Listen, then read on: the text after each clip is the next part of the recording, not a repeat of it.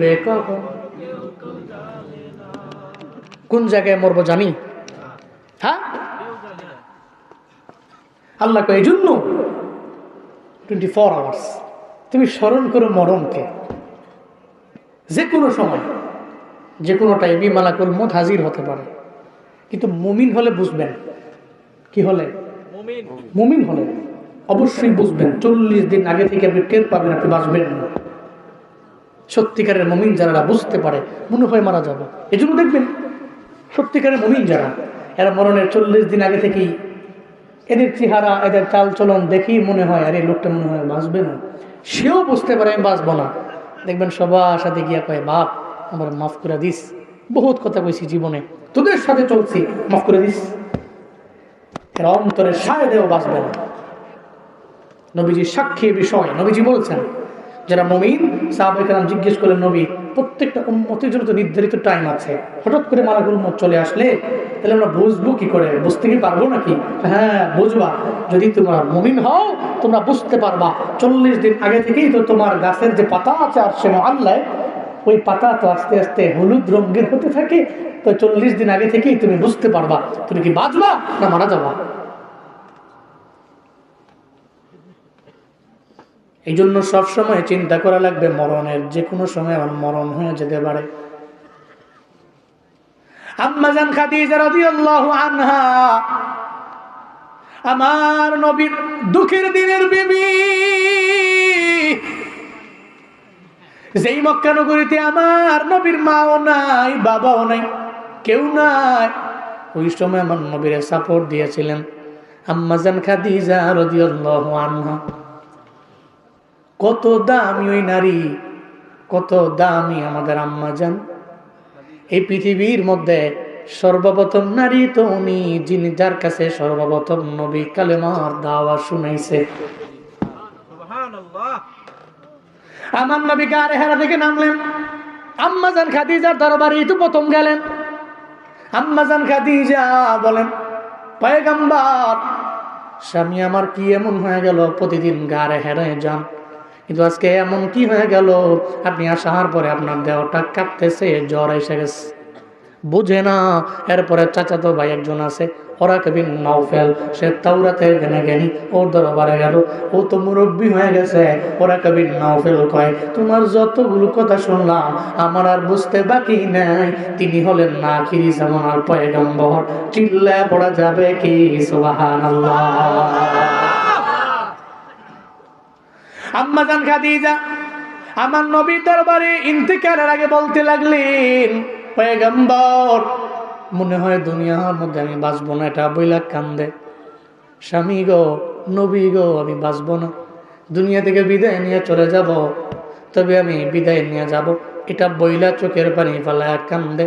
আমার নবী কয় তুমি কান্না করো না, কবরে তুমি একা থাকবা না, কবরের মধ্যে যাওয়ার পরে সঙ্গে সঙ্গে তোমার সাথে মোলাকাত করার জন্য জান্নাতের আমার 2 জন বিবি চলে আসবে। একজন হলো বিবি আসিয়া, আরেকজন হলো আমার বিবি মারিয়াম। এই 2 জন আমার জান্নাতি বিবি, তুমি কবরের মধ্যে যাওয়ার পরে সঙ্গে সঙ্গে কবরের সাথে তোমার সাথে মোলাকাত করার জন্য আমার 2 জন বিবি অটোমেটিক দেখা করার জন্য চলে আসবে। কয়জন? 2 জন। বিবি আসিয়া আলাইহিস সালাম আমার নবী জান্নাতি বিবি। কেন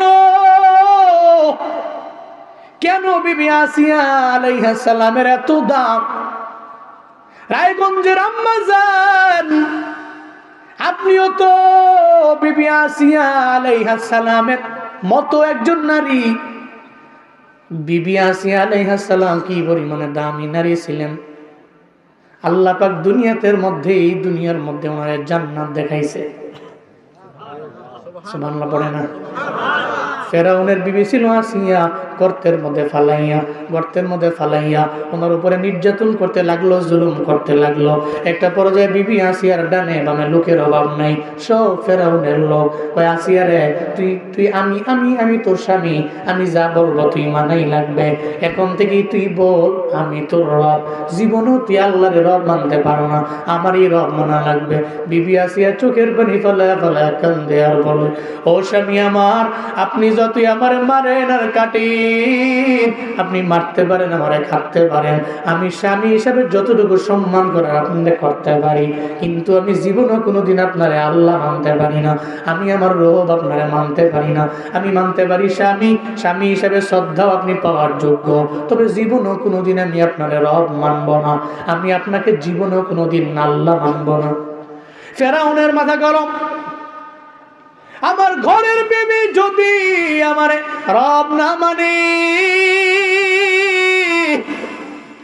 কেউ তো মানবে না, ঘরের বউ তো আমারে মানে না, তাহলে দুনিয়ার মানুষগুলো আমারে কেমনে মানবে?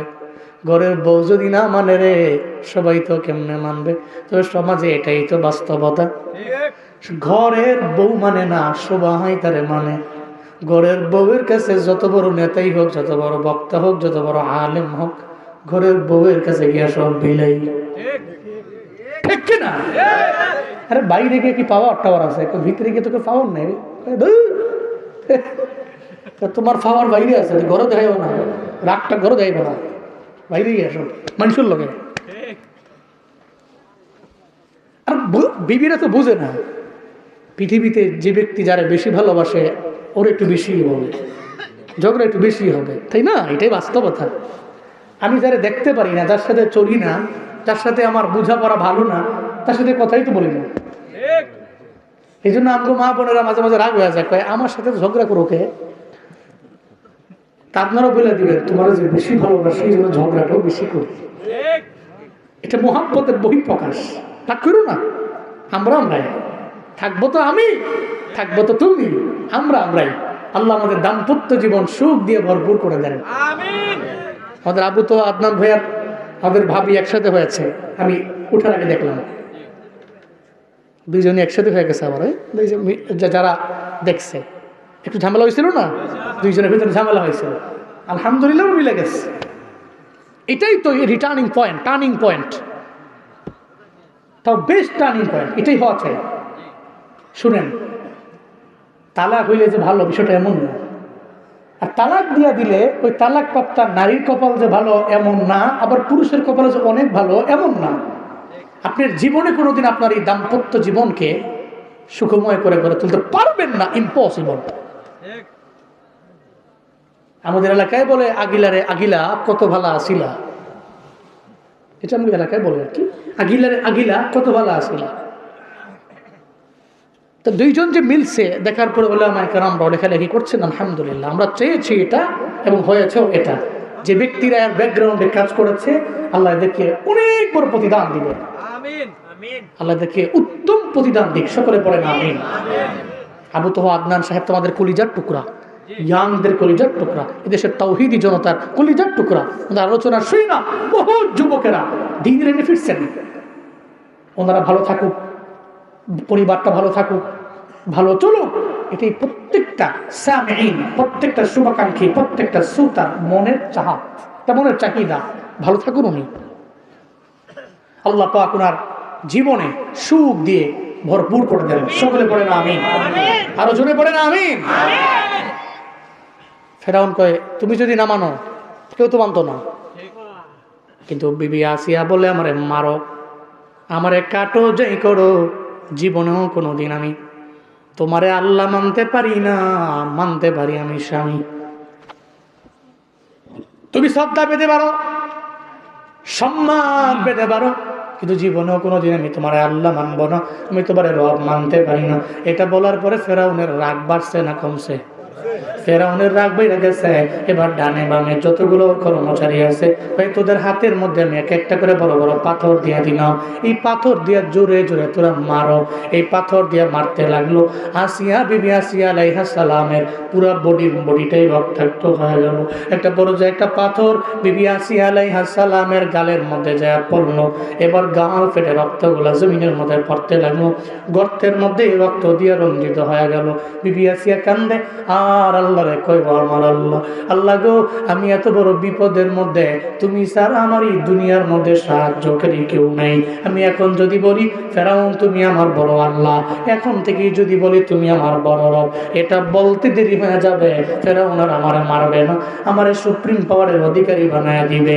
আমি হব এই রাজপ্রাসাদের অনেক দামি এক কুইন, আমি এক রানী। কিন্তু আল্লাহ আমি তোমারে ভুলি না, তুমি আমারে ভুলো না। সবাই জিকির করেন লা